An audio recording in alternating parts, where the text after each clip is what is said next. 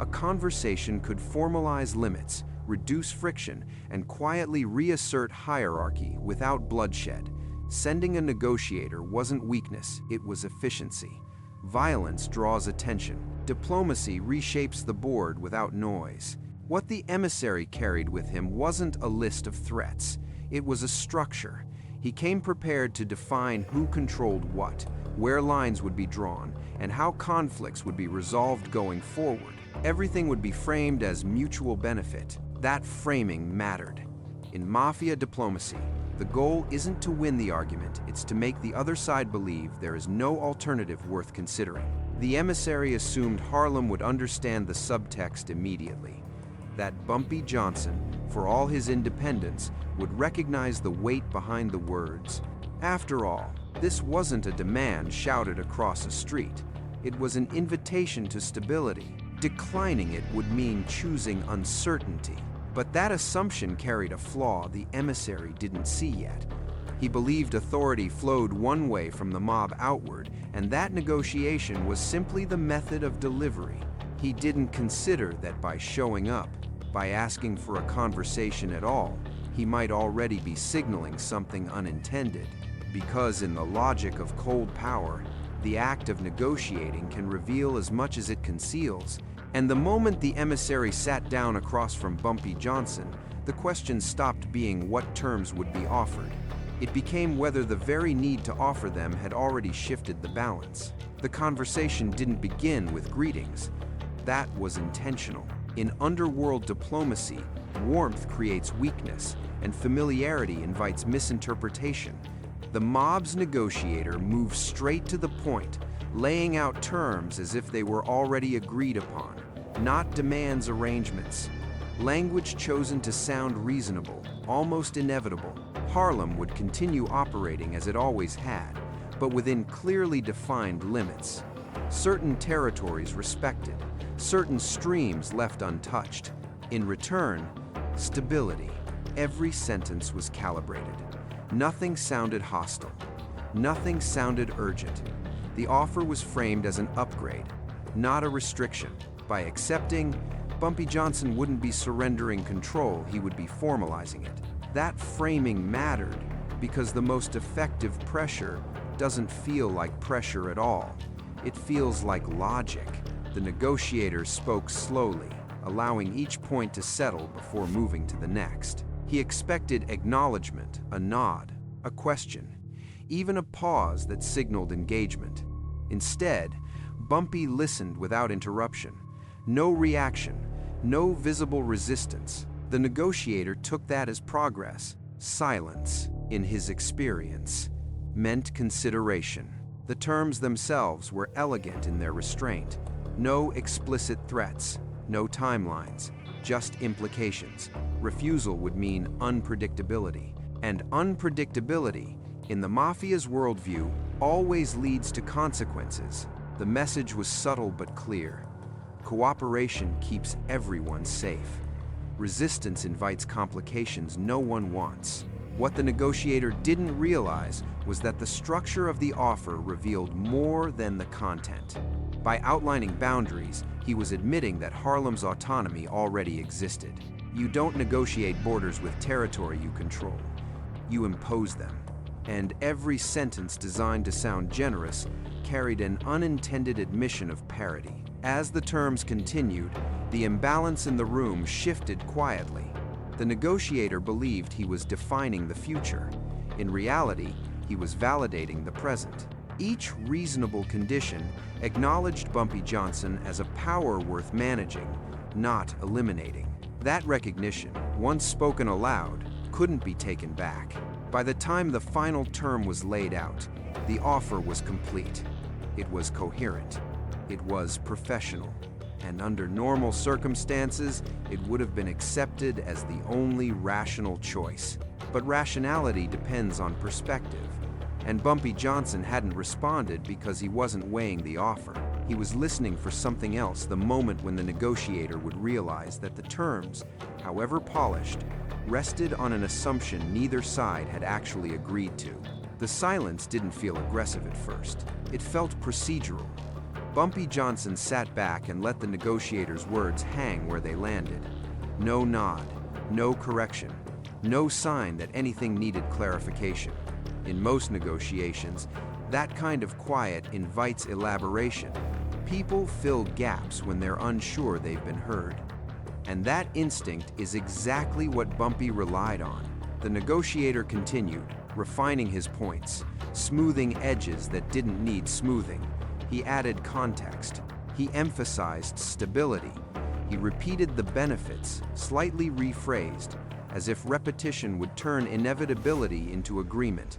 Each additional sentence was meant to help. Each one actually weakened his position, because with every explanation, the offer sounded less like a settled order and more like a case being argued.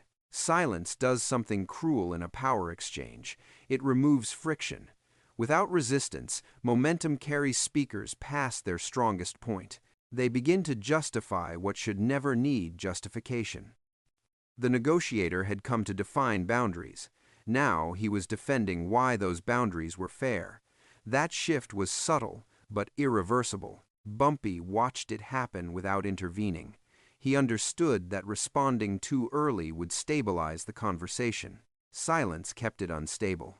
It forced the negotiator to confront his own assumptions that Harlem needed approval, that this meeting was a courtesy, that walking away without agreement wasn't an option. None of those assumptions were being confirmed. As the pause stretched, the negotiator adjusted his posture. He checked for reaction and found none. The room didn't grow tense.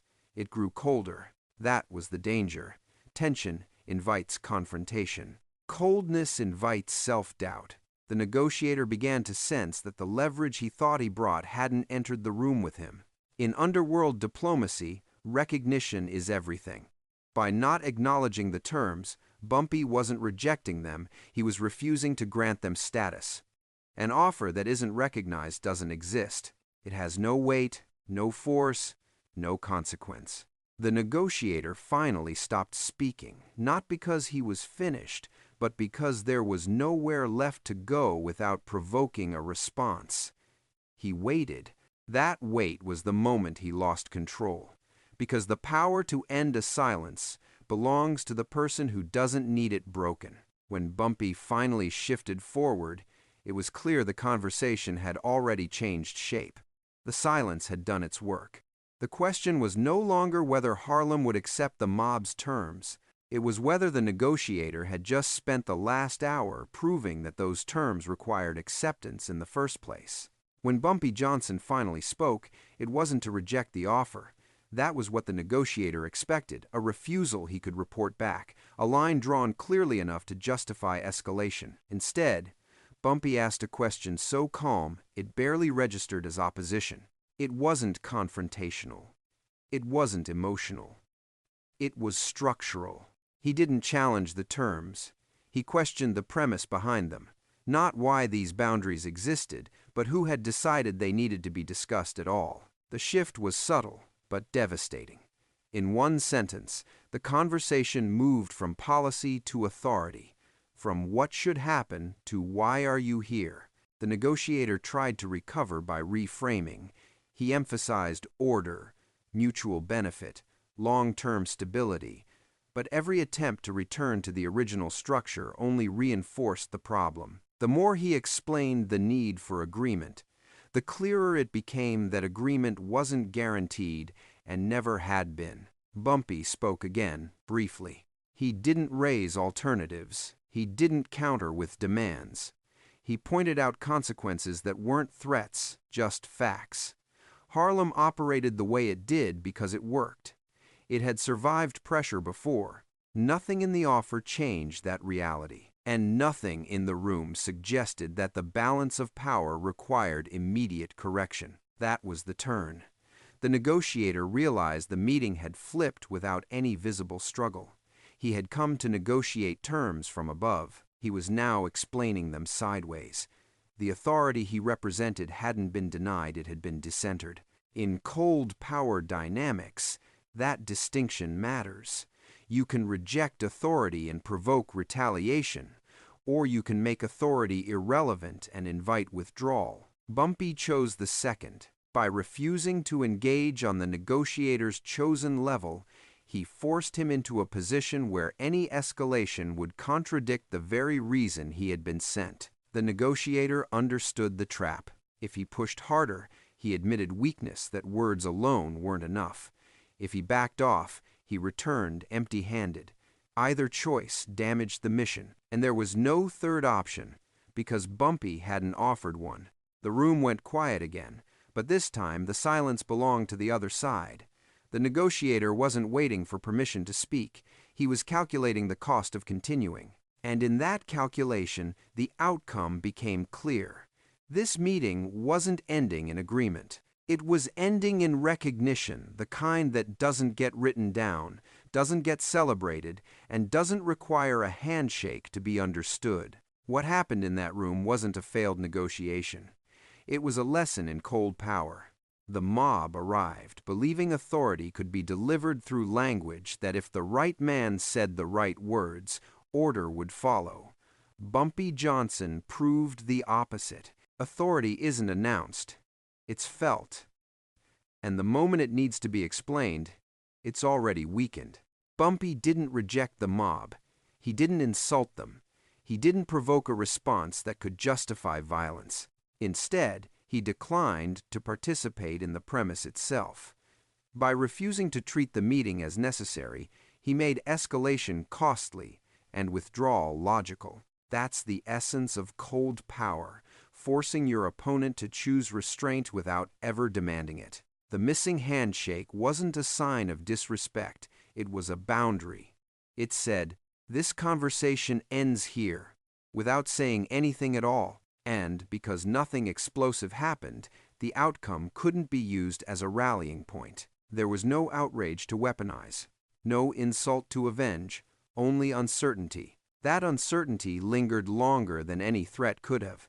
It made future moves slower, more cautious, and more fragmented.